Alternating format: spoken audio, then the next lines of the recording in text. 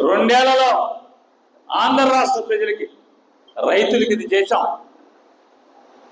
మహిళలకి ఇది చేశాం, పిల్లల చదువులకి కాలేజీ ఫీజులు కట్టాం, 3 సెంట్లు స్థలం ఇస్తా అన్నాం పేదోళ్ళందరికీ. 3 సెంట్లు చొప్పున ఒక 50 లక్షల మందికి ఇచ్చాం. జగన్ 30 లక్షల మందికి ఇచ్చాడు, సెంటున్నర ఇచ్చాడు. మేము 50 లక్షల మందికి ఇచ్చాం. ఒక్కొక్క మండలానికి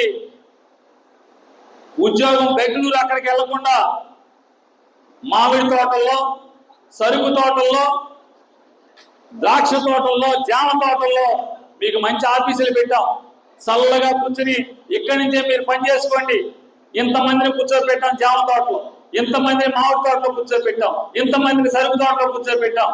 మీ ఇంటికాడి నుంచి సరుకు తోటకి సైకిల్ వేసుకెళ్ళి, ఎలక్ట్రిక్ మోటార్ స్కూటర్ వేసుకెళ్ళి అక్కడ కూర్చుని ఏసీలో కూర్చుని కంప్యూటర్లో ఇంతమందితో పని చేయించాం. సాయంత్రానికి మీ ఇంటికి వెళ్ళిపోయి మీ అమ్మ వండిన భోజనం, మీ భార్య వండిన భోజనం మీ ఊళ్ళో తినేశారు. ఇంతమంది అన్నిటికంటే గొప్పగా బాగా నికార్సైనటువంటి, బాగా ఫుల్ పొగరున్నటువంటి బ్యాండీని చీప్గా ఇచ్చాం. రోజుకి 1 కోటి సీసాలు అన్నాం, 99 రూపాయలకే మంది ఇచ్చాం.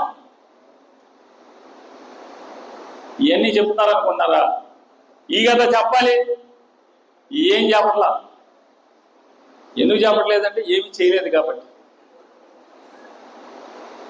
గొడ్డలి పార్టీ తల్లికి, తండ్రికి, తల్లికి చెల్లికి న్యాయం చేయడం మీకు చేస్తాడా? బాబాయిని చంపించాడు. గొడ్డలి పార్టీ విధ్వంసం. జగన్ ఏం విధ్వంసం చేశాడు? ఏం విధ్వంసం చేశాడు? గొడ్డలి పార్టీ ఎవరిని చంపాడు? గొడ్డలెట్టి ఆ హోమ్ మినిస్టర్ గారు, లోకేష్ గారు ఎర్ర పుస్తకం నారా చంద్రబాబు నాయుడు గారు. జగన్మోహన్ రెడ్డి కనుక వాళ్ళ బాబాయిని గొడ్డలెట్టి చంపేస్తే 2 ఏళ్ళు అయింది. సిగ్గు శరం లేదా? నీతి జాతి లేదా? సరైన గవర్నమెంట్ మీడియాలో ఎమ్మెల్యేని ఎవడో తిట్టి ఆ పోస్ట్ షేర్ చేసిన అమ్మాయి యశ్వంత్ తెచ్చి జగన్ లోపల వేయాలి కదా. మర్డర్ చేస్తే జగన్ వాళ్ళ బాబాయిని గొడ్డలెట్టి మర్డర్ చేస్తే లోపల వేయకుండా ఏం సినిమా చూస్తున్నారు? సిగ్గు శరం లేదా? దేవుడు సిగ్గట్లేదా మీద నడుతున్నాను. ఇక గొడ్డల పార్టీ అని చెప్తారు. ఎవడరా గొడ్డల పార్టీ? మీది తడిగొడ్డల పార్టీ. తడిగొడ్డతో గొంతులు వేసే పార్టీ. ఎన్నుకోటి కత్తి కావాలి, మెల్ల తుండుదాలు నీళ్లు గొడ్డలో చెంబులో ముంచి వేసి లాగెత్తి చనిపోతారు. మాంగారు నేసావు తడిగొడ్డతో, తోడళ్ళు నేసావు, బామ్మర్ది నేసావు తడిగొడ్డతో. తమ్ముడు తడిగుడ్డ కాదు, కచ్చి పెట్టి వేసేసాడు. వదిలి గారిని ఎంతమందిని వాళ్ళ ఒకళ్ళ ఇద్దరు ఎన్టీ రామారావుని మోసం చేసి, ద్రోహం చేసి, ఎమ్మెల్యేలందరూ కూడా చంద్రబాబు వైపు ఉన్నారని చెప్పని స్పీకర్ కుర్చీలో కూర్చుని పెద్ద పెద్ద మాటలు మాట్లాడి నందమూరి తారక రామారావుని ఎవరి చేత అయితే సీటు పొంది జీవితంలో మొదటిసారి ఎమ్మెల్యే మంత్రి అయ్యాడో ఆ యనమల రామకృష్ణుడు తడిగుడ్డేసి లాగావు కదా. మీ రామారావుని ఎన్ని పొడిచే కూడా తడిగుడ్డ ఏంటి ఎవరికి అడుగుతున్నా? లోకేష్ నాయుడు గారు, మీ నాన్న తడిగుడ్డ ఏంటి ఎవరికి? తడిగుడ్డతో గొంతు వేయకుండా ఎవడున్నాడు? ఆఖరికి ఎలక్షన్కి ఓటేసిన పెట్రోల్ని కూడా తడిగుడ్డతో గొంతుకు పోయటమే కదా. మీరు తడిగుడ్డతో ఏ చేయటమే కదా. తడిగుడ్డ పార్టీ మీదయ్యి ఇన్ని మాట్లాడతారు. ఇవాళ ఏంటిది దాని పేరు? హైబ్రిడ్ మహానాడు అంట. హైబ్రిడ్ మహానాడు. హైబ్రిడ్ వంకాయ చూసాం, హైబ్రిడ్ బెండకాయ చూసాం, హైబ్రిడ్ టమాటా చూసాం. ఇది హైబ్రిడ్ మహానాడు, హైబ్రిడ్ టీడీపీ. ఇది చూసారా మీరు ఎక్కడ హైబ్రిడ్ పార్టీని? ఇప్పుడు హైబ్రిడ్ రాజకీయ పార్టీ ఇది. హైబ్రిడ్ రాజకీయ పార్టీలో ఏంటంటే జరిగేది మామూలు ఎప్పుడు తెలుగుదేశం పార్టీ వాళ్ళు ఏం చెప్తారు? తెలుగువాడి ఆత్మగౌరవం, తెలుగువాడు ఎక్కడున్నా మావోడని చెప్పని గర్వపడేలాగా. నిన్న కూడా లోకేష్ గారు అదే చెప్తున్నాడు ఈ హైబ్రిడ్ పార్టీ మీటింగ్ లో. తెలుగువాడు, ఆవాడు, పౌరుషం, అది ఇది అని చెప్తున్నాడు. ఎన్టీఆర్ గారు సిబిఎన్ అంట రామారావు తెచ్చారు. నిన్న దాకా రామారావు ఎన్టీఆర్ అన్నారు, ఇప్పుడు సిబిఎన్ అంట. అంటే రామారావు మెల్లగా ఎత్తేస్తున్నారు. అంతే కదా, చేసుకున్నాడు చేసుకుంత. ఇప్పుడు ఎంత పాపం చేసి అంత కదా ఇచ్చేస్తాడు కదా దేవుడు. రామారావుని వేసేచ్చా, లోకేష్ నాయుడు వచ్చా, మా అన్న వేసేస్తున్నాడు. అంతే కదా జరిగేది.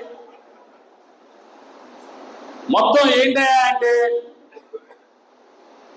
ఒకటో రోజు, రెండో రోజు, మూడో రోజు హైబ్రిడ్ మీటింగ్లు. 3 రోజులు అన్నారు, 2 రోజులు. అయితే మొదటి రోజు హైబ్రిడ్ భజన, రెండో రోజు హైబ్రిడ్ భజన. మామూలుగా మొన్నటిదాకా మనం ఏ వినేవాళ్ళం? జయము జయము శాంతరం అని భజన కొట్టేవాడు.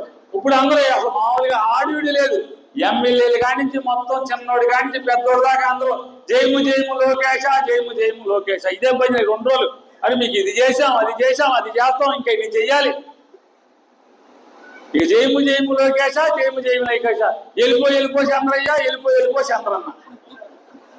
దిగిపో చంద్రన్న, జయము జయము ఎక్కే లోకేశ. ఇదే కదా మొత్తం భజన అంతా. చంద్రబాబు నాయుడు పరిస్థితి ఏమైపోయిందంటే కూర్చుని అసలు అర్థం కావట్లా, నవ్వు లేదు.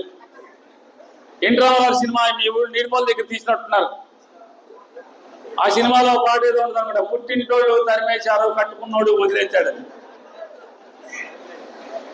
ఇప్పుడు చంద్రబాబు నాయుడు గారి పరిస్థితి ఏంటంటే చంద్రగిరిలోళ్ళు వదిలేశారు, చంద్రగిరిలోళ్ళు తోలేశారు, కట్టుకున్నాడు అంటే టీడీపీ వదిలేశాడు. టీడీపీ కార్యకర్తలందరూ కూడా జై జై మహేష్, జై జై లోకేష్ అంటారు. చంద్రబాబుని వదిలేశారు. అసలు ఎంత గమ్మత్ ఏంటంటే చంద్రబాబుని వదిలేశారు, లోకేష్ దేవాంశ్ అంట. అరే ఏంట్రా బాబు ఈ అతి పోగలు, అసలు ఈ అతి ఆపండ్రా బాబు అని ఎవడో మాట్లాడతాడు. అసలు దేవాంశు కళ్ళజోడు తీస్తే ఎన్టీ రామారావు లాగా ఉన్నాడు. ఊరికి పోయే కాలం కళ్ళజోడు తీస్తే ఎన్టీ రామారావు లాగా ఉంటాడు. కళ్ళజోడు తీస్తే కత్తూరు నాయుడు లాగా ఉండాలి, లేకపోతే చంద్రబాబు నాయుడు లాగా ఉండాలి.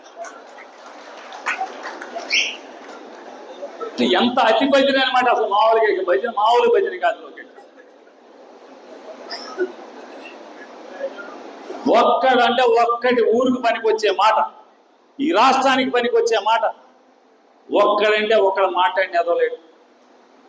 ఈ భజన భజన భజన భజన అసలు మామూలుగా. ఈ చంద్రబాబు నువ్వు దిగిపో ఎక్కిచే ఎక్కి లోకేష్ ఎక్కి.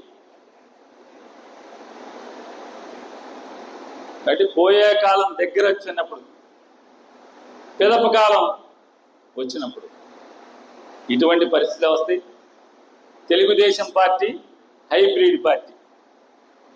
హైబ్రిడ్ పార్టీ అంటే ఏంటి? ఏమైపోతే ఇంతెంత వంకాయలు, ఇంతెంత టమాటాలు, హైబ్రిడ్ చెట్లు, ఇంతెంత చెట్లు. అట్టాగే ఈ పార్టీ కూడా మెల్లమెల్లగా కుంచుకుపోదని వాళ్ళే చెప్పుకుంటున్నారు. అసలు ఎంత పారిసైతే మనకి కృష్ణానదికి పుష్కరాలు, రేపు గోదావరికి పుష్కరాలు వస్తున్నాయి. ఇప్పుడు ఎక్కడో జరుగుతున్నాయి.